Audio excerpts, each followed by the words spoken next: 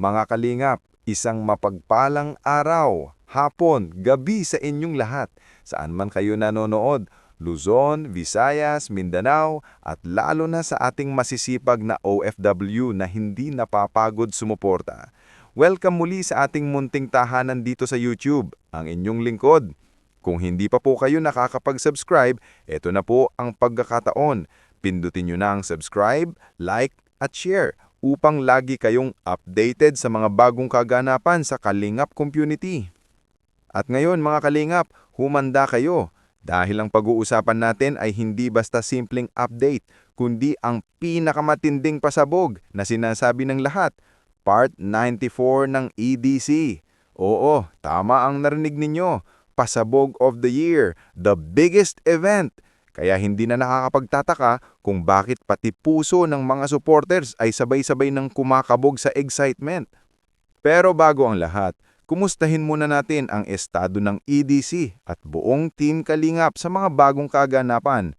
Alam naman natin na nitong mga nakaraang araw, may mga love teams na napilitan munang i-pause ni Kalingap Rob dahil sa mga toxic supporters na hindi marunong pumigil. Masakit mang isipin pero kailangan daw muna itong ipahinga. Hindi ito stop, kundi pause lamang. At sa kabila nito, isang love team lang ang nananatiling matatag at hindi kabilang sa napos, ang walang kupas, walang kapares at palaging trending na EDC Love Team. Abay, ibang klase talaga ang tibay. Kahit ilang ulit pa silang binabato ng kung ano-anong issue, nakatayo pa rin, nakangiti at patuloy na nagbibigay kilig sa kanilang mga supporters. Ngayon, balik tayo sa ating pinakamainit na usapan, Part 94, ang pasabog ng taon. Ayon nga kay Kalingap JJ, ang magaganap daw sa Part 94 ay kakaiba. Hindi basta special episode, kundi episode na makakapagpataba ng puso ng lahat ng sumusuporta. Kung sa dami ng mga sinabi niya, hindi mo talaga alam kung anong pasabog ang dapat mong asahan. Pero teka, may tanong layon ang buong EDC Nation. Ito na ba ang proposal? Ito na ba ang sandaling sasabihin ni Papa Eds kay Viancy ang mga salitan, "Will you marry me?"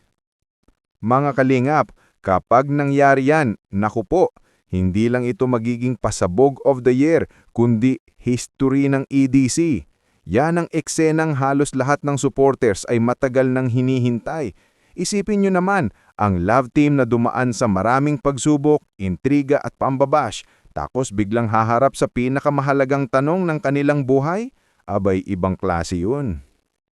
Pero syempre, hanggang ngayon walang direktang kumpirmasyon.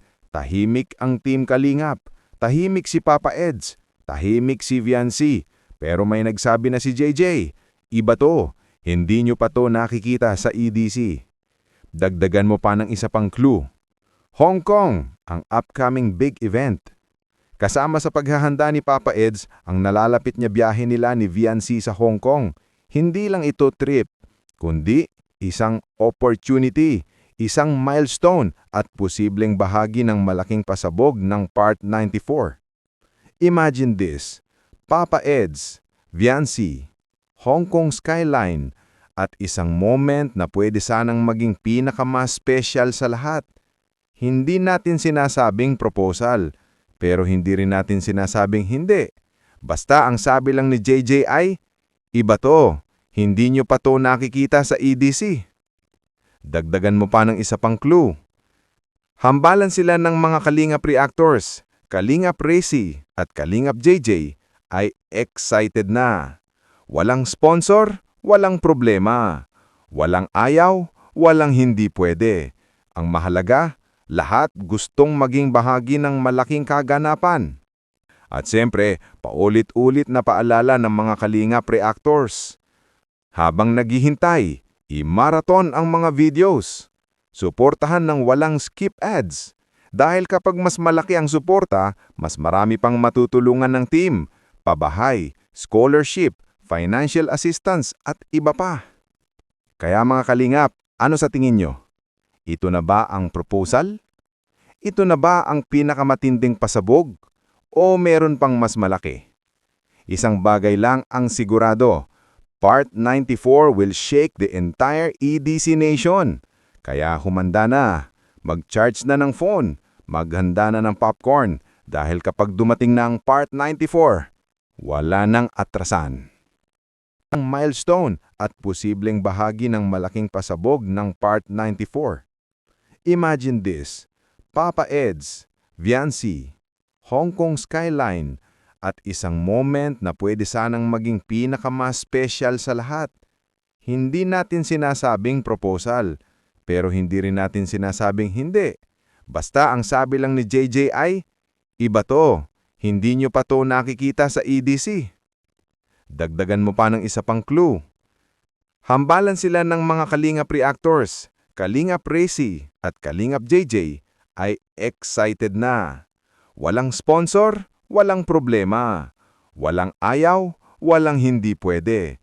Ang mahalaga, lahat gustong maging bahagi ng malaking kaganapan. At siyempre, paulit-ulit na paalala ng mga Kalingap reactors. Habang naghihintay, i-marathon ang mga videos.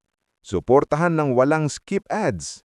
Dahil kapag mas malaki ang suporta, mas marami pang matutulungan ng team, pabahay, scholarship, financial assistance at iba pa. Kaya mga Kalingap, ano sa tingin nyo? Ito na ba ang proposal? Ito na ba ang pinakamatinding pasabog? O meron pang mas malaki? Isang bagay lang ang sigurado. Part 94 will shake the entire EDC nation. Kaya humanda na. Mag-charge na ng phone. Maghanda na ng popcorn. Dahil kapag dumating na ang Part 94, wala nang atrasan.